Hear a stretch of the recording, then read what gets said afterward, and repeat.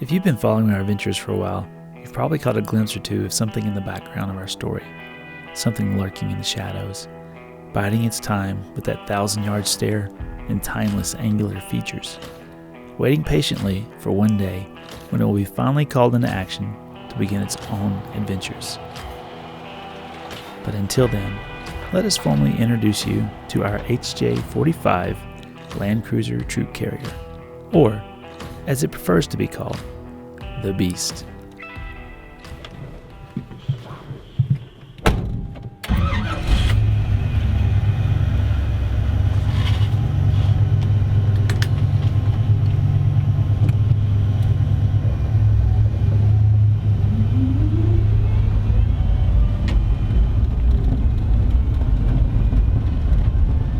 In September of 2013, I stumbled on a Craigslist ad for a 1980 Land Cruiser Troop Carrier for sale in Santa Fe, New Mexico. We've been looking for a good Land Cruiser for a couple of years, but the prices were so exorbitant that anything that wasn't a rusted hulk was far too expensive. But this Troopy was priced right, mostly because it was a right-hand drive unit imported from Australia in 2008. Within a few seconds, we were dialing the number, and within 48 hours, we were the proud new owners of this right-hand drive beauty. That very day, we promised each other that this Troopy would always be a part of our family, since it was truly an exceptional and unique vehicle which we would most likely never stumble across again. Our main focus was to perform all the upgrades and maintenance needed to make it worthy of long-distance trips, and so we spent the next few months rebuilding the front end, changing out fluids, and getting a feel for the performance and condition of the rig in general.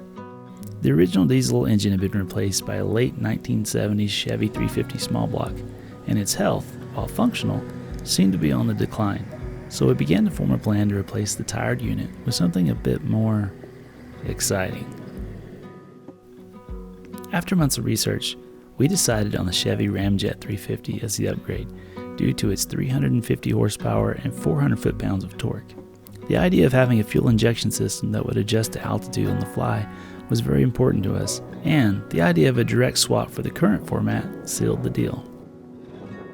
Except it wouldn't be that easy. We quickly found that replacing the now defunct engine adapter totally changed the geometry, which forced us to relocate the engine mounts and convert to electric fans. All told, it took several months of evenings and weekends of grinding, welding, fabricating, ordering, returning, and reordering proper parts to finally get the Troopy back to life. It seemed that every part needed to be modified in some way, but we eventually were finally ready to turn the key.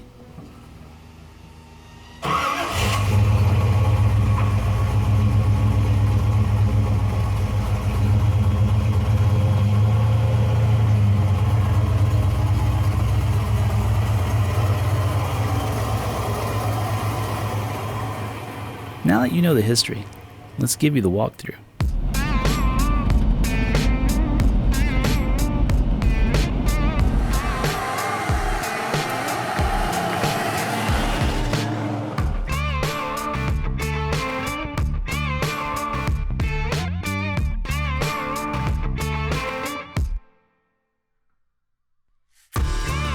The front is still mostly stock, but features a knee freezer, or optional air conditioner, that is currently just for looks.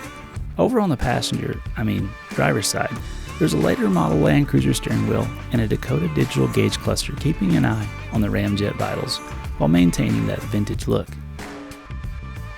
Welcome to the rear troop section. This is where the magic happens. This is where it all gets real. This space has so much room for activities, and we can't wait to finalize our living quarters and get Mrs. Lifestyle Overland cooking in here for some of her incredible gourmet meals. That's right, no cooking out in the wind, folks. But wait, there's more. Just when you thought it was getting cramped, the Beast has one more trick up its sleeve. Wait for it. Oh yes, this vintage tracker pop top from down under just raised the roof and the bar. With just a few sleeping slats in place, you can sleep 2 adults upstairs. The possibilities are endless with a spacious blank canvas. Needless to say, we've got some fun ideas for this wing of the mobile mansion. Moving underneath, this bad boy rides on an Iron Man suspension. While it has seen better days, its battered and rusted springs offer one of the smoothest rides available for a log wagon. and will quickly cure most kidney stones once on the trail.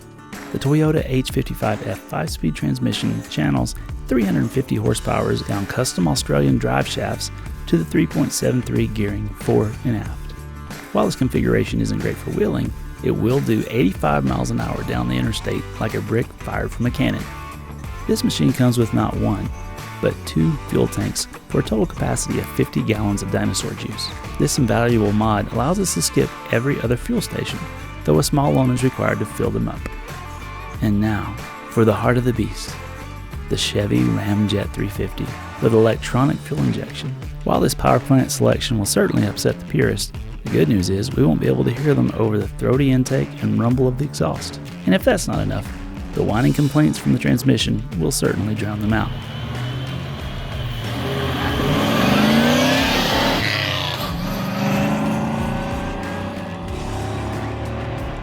All kidding aside, this hulk of steel may not be the most aerodynamic, economical, or comfortable ride on the road, but you don't build a tank and expect Cadillac comforts. This vehicle was built not to simply survive the trail, but conquer it, stomp it in the dirt, and leave it wondering what happened. You don't complain about the rough ride. You don't whine about the fuel mileage. You simply hold on tight and lean into the skinny pedal, because this isn't some tame luxury ride. No, my friends, this is a beast. And while it may have a bit of rust, a few bruises, and missing parts, the oversized heart in it is strong, and it's just getting started. You're going to want to keep an eye on this guy. It's going to be a wild ride.